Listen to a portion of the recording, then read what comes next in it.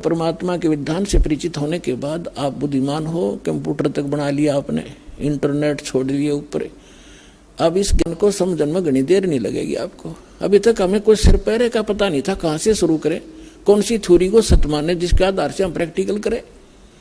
हमारी थ्योरी कुछ बताई जाती थी और प्रैक्टिकल कुछ करवाते थे हमारे से।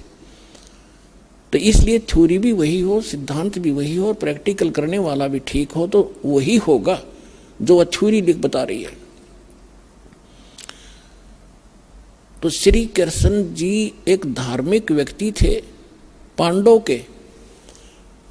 के और यादव के वो धार्मिक गुरु भी थे, मार्गदर्शन करने वाले, जिस कारण से द्रौपदी श्री कृष्ण जी की शिष्या थी। और उससे पहले वो जब कुंवारी थी राजा द्रौपद के घर पे, तो उसके पिताजी ने एक लेडीज घाट बना रखा था गंगा के किनारे। सभी वो लड़कियां द्रौपदी के साथ, आसपास की उसकी नौकरानी भी और भी गांव की सहेली उसकी हम उम्र द्रौपदी के साथ स्नान करने के लिए उस लेडीज घाट पर जाया करते थे।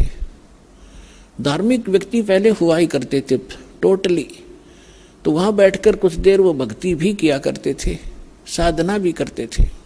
अब सुबह सुबह स्नान करके गंगा में कुछ देर भगवान की वहां ध्यान चिंतन भी किया करती थी।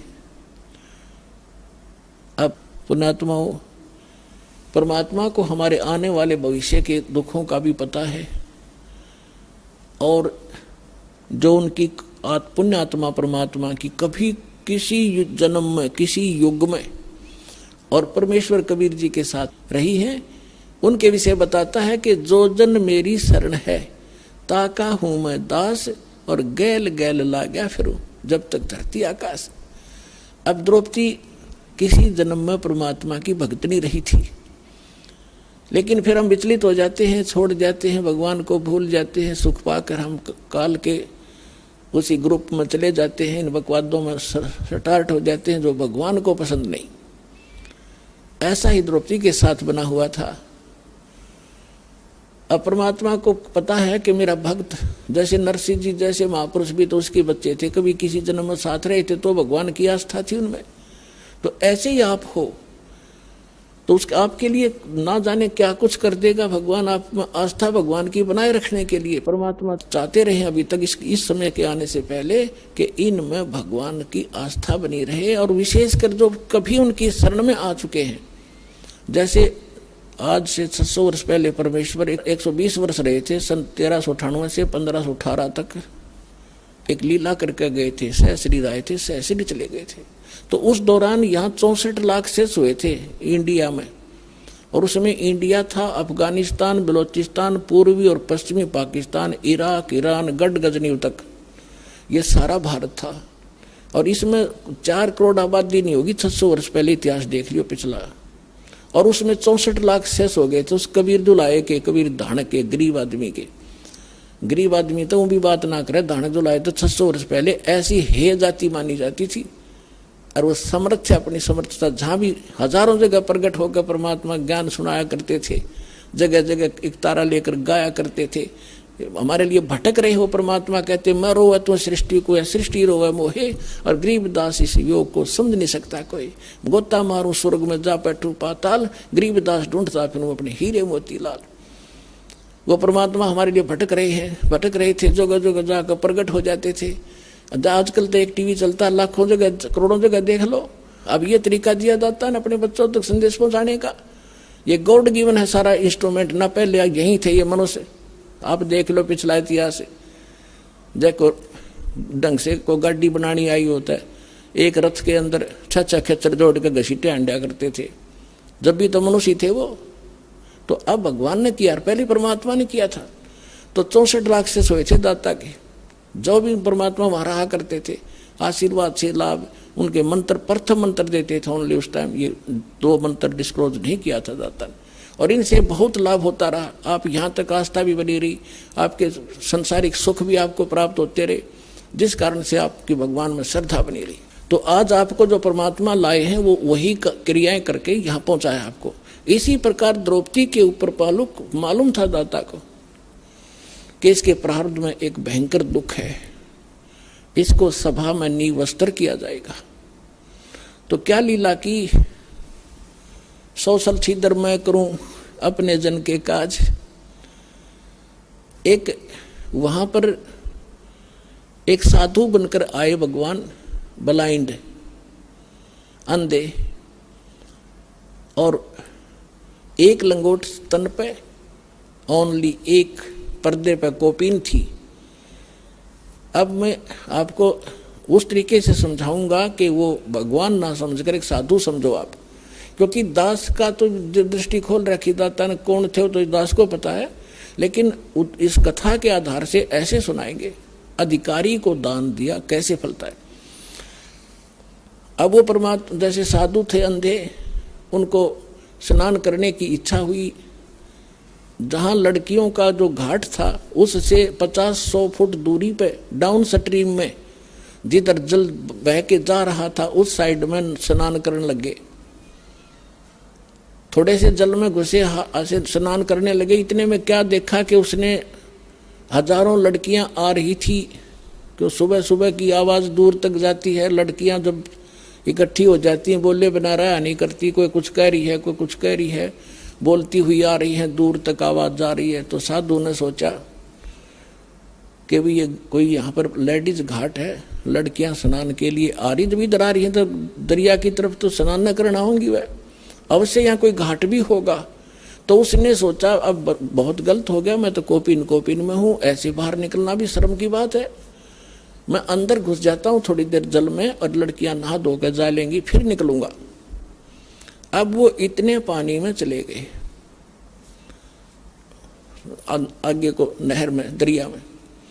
अब उधर से लड़की जब आई पहुंची तो द्रौपदी कहते हैं साधु दर्शन राम का, और मुख पर बसे सुहाग, दर्शुनी को होते हैं जिनके पूर्ण भाग। कबीर दर्शन संत का परमात्मा आवे याद, और लेखे में वाहे गड़ी बाकी का समय बर्बाद। अब भगत के लिए संत एक बहुत ही आकर्षण का कारण बनता है। लड़की ने देखा महात्मा है, उसने देखा ये स्नान कर रहे हैं, हम भी स्नान कर लेती हैं, स्नान करके फिर साधु से बात करेंगे, भगवान की चर्चा सुनेंगे, आज तबड़े भाग जाएंगे। ये सोच कर वो स्नान करने लगी सारी की सारी। आज 1.5 घंटा में स्नान करके वो बाहर निकली तो उसने देखा कि महात्मा स्नान नहीं कर रहा। स्नान करके वो अपनी साड़ी ठाई उसने बांधने के लिए, पेटीकोट पहन के, तो उसने देखा कि महात्मा तो स्नान नहीं कर रहा, ये तो कुछ वस्तु खोज रहा है। वो ये सोच रहा था कोई कपड़ा आ जा बड़े से साइज का, और उधर से वो स्नान करते करते उसकी कोपिन टूट गई, वो लंगोट भी हाथ से खिसक गया बोधा होकर। नी वस्त्र खड़े पानी में और गहरे चले गए, इतने सारे पानी के अंदर। अब वो ऐसे हाथ मार रहे थे ऐसे ऐसे, अब हो सकता है कोई आसपास आ जाए। लड़की ने सोचा महात्मा नहा नहीं रहे हैं, कोई और आपत्ति है इन पे। बाहर देखा कोई वस्त्र नहीं किनारे पर, अपनी दिव्य दृष्टि से लड़की ने देखा कि महात्मा तो निवस्त्र हो गए, शर्म के मारे नहीं आ रहे। अरे ये तो सारा दिन खड़े रहेंगे, यहाँ गलत जाएंगे शरीफ में, इनके पास कोई वस्त्र नहीं है, रात को निकलेंगे रात को भी। तो लड़की ने कहते हैं पुणात्माओं, वैराग नाम है त्याग का 5-25वां। अब लोभ करे लालच करे तो ऐसा करे जैसा द्रौपदी ने कराया। कैसे कराया? अब राजा की लड़की थी, वो कितना कीमती साड़ी ले रही होगी, आइडिया लगा सकते हो आप। और उसके साथ नौकरानी थी, बांदियां भी थी, अन्य नगर की लड़कियां भी थी गरीब। अगर वो चाहती तो किसी भी एक बांदी नौकरानी को कह देती बेबे टुकड़ा डाल दे पाड़ के, वो साड़ी की साड़ी घेर देती। उसको पता था राजा की लड़की जाते ही 4 देगी मेरे को, और अच्छी देगी। लेकिन उसने इतना चांस भी उनको नहीं दिया। ये मालूम है कि मैं पुण्य करूंगा मुझे मिलेगा, ये करेगा इसको मिलेगा, मैं दान करूंगा मुझे मिलेगा, अगर इसको कहूंगा कर दे तो वो तो उसको मिलेगा, मुझे क्या मिला, वो तो अच्छी बात है। तो उसने वो चांस, कहते लोभ लालच बेईमान ना करे तो ऐसा करे। तो उस लड़की ने अपनी, राजा की लड़की ने अपनी साड़ी में 8-9 इंच का कपड़ा पाड़ा बीच के चौड़ाई की साइड से, और कोपिन टाइप का जल में बहा दिया। अब महात्मा लीला कर रहे थे, उसने दिखा नहीं था, साइड से निकल गया। लड़की ने दूसरा कपड़ा फाड़ा, फिर डाल दिया, वो भी दूर से निकल गया लहरों में। तीसरा, चौथा, 7-8 ऐसे। अब 2 ही कपड़े इतने हो जाते हैं, 1.5 फुट, 7-8 कितने हो गए, लगभग साड़ी सारी गई। अब लड़की ने सोचा काम भी नहीं बना, साड़ी तकरीबन खत्म हुई।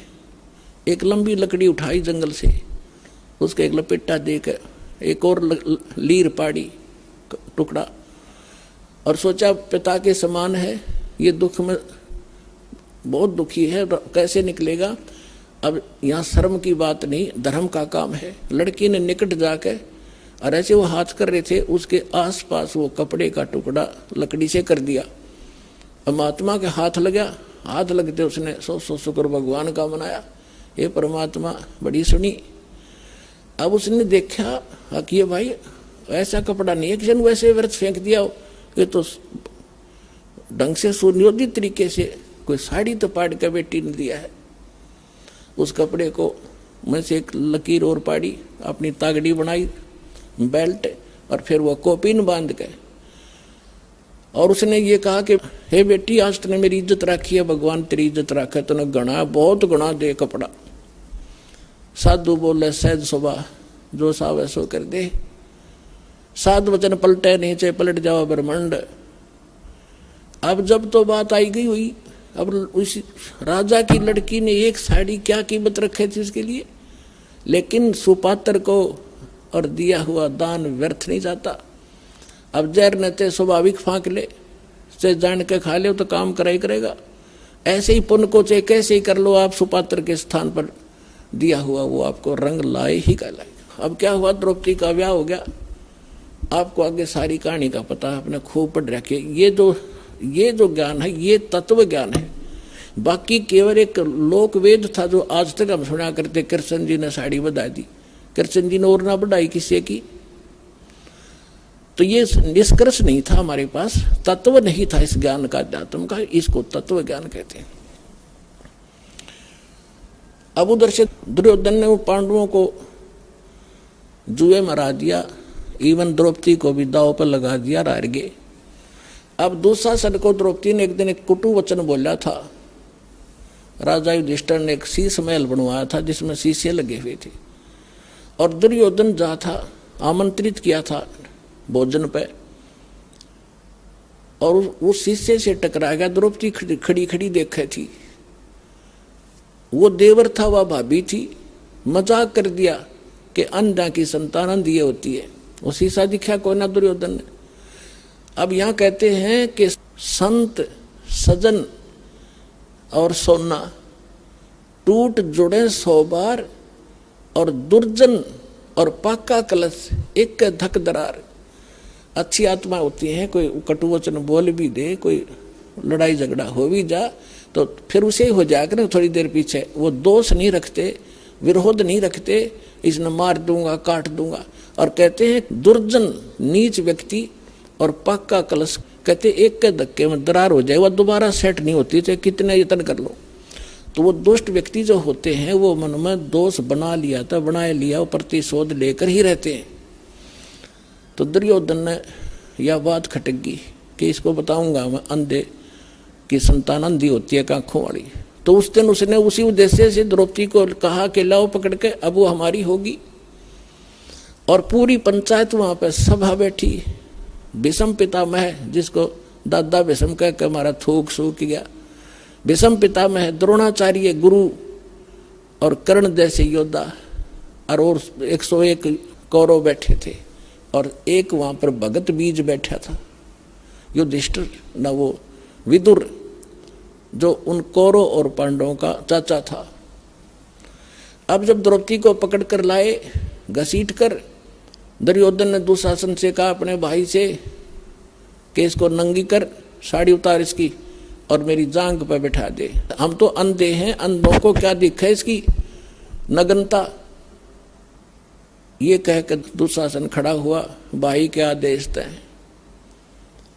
अब द्रौपदी ने यह सोचा था, उस जिस बांदी ने द्रौपदी को जाके कहा था नौकरानी ने कि द्रौपदी आज तेरे साथ बुरी बनेगी, तेरे को जुए में हरा दिया है और दुर्योधन ने तुझे बुलाया है, मैं भागी आई हूं, देख ले कुछ बनता होता है, और तेरे को वह नंगी करेगा। तो उसने पूछा कि वहां कौन कौन बैठे हैं? भीष्म पितामह, द्रोणाचार्य और कर्ण और पांचों पांडव बैठे, चाचा विदुर भी वही है। तो द्रौपदी ने कहा कि पागल, इसी पंचायत में नंगी कैसे करेंगे? इसे महापुरुष बैठे है, पागल। इतने में दुशासन पहुंच गया, उसने पकड़ कर ले गया। तब उसको सचमुच आया गया, तो सारी बात बिगड़ गई। जब उसको ये कहा कि नंगी कर, तो पहले तो उसने भीष्म पितामह की तरफ देखा, उन्होंने नीची गर्दन कर ली। द्रोणाचार्य की तरफ देखा, मेरी रक्षा करो, वो भी नहीं ध्यान दिया, मुंह फेर लिया। कर्ण की तरफ कहा, फिर अपने पांचों पांडवों की तरफ देखा, उनने भी नीची गर्दन कर ली, क्योंकि वो जुए में हार चुके थे। अब पुण्यात्माओं, उस समय यो विदुर खड़ा हुआ। विदुर ने कहा कि क्या कर रहे हो नकम्मो, ये पांडवों की बहू, तो आपकी क्या हुई? बाहर के लोग क्या कहेंगे? कुछ आंख खोलो, अपनी इज्जत पर उतार रहे हो तुम। कहते हैं विदुर कहे ये बंधु थारा, एक के कुल एक के परिवारा। विदुर के मुख पर लगा थपेड़ा कि तू तो है पांडवों का चेहरा, तू तो है बांदी का जाया, जहां भीष्म द्रोण और कर्ण मुस्काया। थरा गजब हुई। ऐसे समय वो पंचायत, ऐसा महापुरुष भीष्म पितामह ऐसा सूरवीर था, अगर अकेला खड़ा होकर नु कह दे खबरदार इस लड़की के साड़ी का हाथ लगाने को, मैं तुम्हें शर्म नहीं आती? तो कौरवों की हिम्मत नहीं थी, वो हाथ भी कर दे उस बेटी की तरफ। लेकिन परमात्मा कहते हैं उनकी बुद्धि भ्रष्ट हो गई थी उस दुर्योधन के मलिन अन्न को खा के। अब वो सभा में बैठे हैं तीनों, ऐसे द्रोणाचार्य थे, इतने सूरवीर थे, ऐसे कर्ण थे, और तीनों एक सुर में बोल दें तो उनके कलेजे फट जा कौरवों के। लेकिन ये सूक्ष्म वेद में कबीर साहब परमात्मा बताना चाहते हैं, जो गरीबदास साहिब जी को ज्ञान दिया है, कि वहां पर एक था व्यक्ति जो इंसान भी कहा जा सकता और भगत भी था। विदुर कहे यो बंधु थारा, ये थारा भाईचारा है, एक का कुल एक का परिवार है। तो दुशासन ने अपने चाचा का थप्पड़ मारा मुंह पे कि तू तो हमेशा इन पांडवों की ओर तरफ बोला है, तो इनका चमचा है। जब उसने ऐसा कहा, उस समय जब अपने चाचा के थप्पड़ मार दिया, एक लड़के ने दादा बड़ा बैठा देखे, भीष्म पितामह और योग्य था सब कुछ करने को, और वो हंसा इस बात से, मुस्कुराने लगे तीनों, भीष्म द्रोण और कर्ण। कहते मुख विदुर कहे ये बंधु थारा, एक का कुल एक का परिवारा। विदुर के मुख पर लगा थपेड़ा, तू तो है पांडवों का चेहरा, तू तो है बांदी का जाया। तो बांदी से पैदा हुआ है तो क्षत्रिय नहीं है, इसलिए तेरे अंदर तो ये हीन भावना है। तू तो है बांदी का जाया। वहां भीष्म द्रोण और कर्ण मुस्काया। ये शब्द पंचायत में एक बालक अपने चाचा पर हाथ उठा रहा है और दादा हंसे है, तो किस आदमी होगा विचार कर लो। और फिर गुरुजी बैठे, उन तीनों ने खड़ा हो जाकर कह देना चाहिए था, खबरदार आज के बाद तेरा अपने चाचा का हाथ लगा दिया, ने कब शर्म नहीं आती तुझे? और वो हंस रहे हैं बैठे बैठे। कहते भीष्म द्रोण और कर्ण मुस्काया। अपनात्माओं, विचारणीय विषय है। लड़की को नंगा कर रहे सभा में, साड़ी उतारने के आदेश हो गया, और वह बैठे बैठे देख रहे। किस लिए बैठे थे वह? कहने की जरूरत नहीं, उनमें इतना गंदापन था कि वो नंगी देखना चाहते थे, ना उठ के चले जाते। तो विदुर था वहां पर एक इंसान, जब पंचायत के अंदर पुण्यात्मा, ये खरी कहनी आदमी चाहिए, खरी बोल दूर देना चाहिए, माने ना माने फिर वो दोषी नहीं रहता पंचायती। तो विदुर उसी टाइम उठ कर चला गया कि यहाँ पर इंसान बीज नहीं है कोई, तो निर्दोष रहे वो। और उनकी ब्रह्म माटी हुई। सूक्ष्म वेद में आगे कहा है कि द्रौपदी प्रकरण में इन्होंने कहीं ना आडी तीछी तात इन तीनों पे महाभारत में ऐसी बीती। वो भी दोष उनको वहां सेध गया पंचायत में, ठीक बात ना कहने का, के दुर्गति होकर कर्ण मारा गया, किस दुर्गति से भीष्म पिता में भुगत कर मरा, और कैसे द्रोणाचार्य की दुर्गति हुई। तो पुण्यात्माओं, तुमने उस दरगाह का मैल नहीं देखा और धर्मराज के तिल तिल का लेखा। अब कहने का भाव ये है कि जब उसने ये देख लिया कि ना तो मेरे 500 पांडव जिन पर मुंह धोरी थी कि तो सूरवीर है, उद्मस्तार देंगे, जब मेरा हाथ ला दिया था उनने नीची गर्दन कर ली। उधर से भीष्म पिता पर, मह पर, गुरु द्रोणाचार्य कर्ण पर मुंह धोरी थी, शायद जब ये कुछ कहेंगे, उन्होंने भी कोई यस नो नहीं कहा। अब ये जीव जब तक अपने कोई रिश्तेदार एमएलए मंत्री बन जा, तेने सोचा बस मैंने पता नहीं कि सहारा मिल गया, कल नो मंत्री मर जा, फिर खाक से तेरा सहारा। एक भगत बताओ था कि मेरा बुआ का लड़का था, संजय गांधी का खास मित्र, निकट बन रहा था, घना निकट था, और उसके कारण से आसपास घने व्यक्तियों को दुखी करवा दिया था पुलिस ने। वो संजय गांधी मर गया एयर क्रैश में। नो बोला वो 6 महीने करता नहीं निकला, सूख का काटा हो गया, बाहर निकलते मारेंगे तेरे को।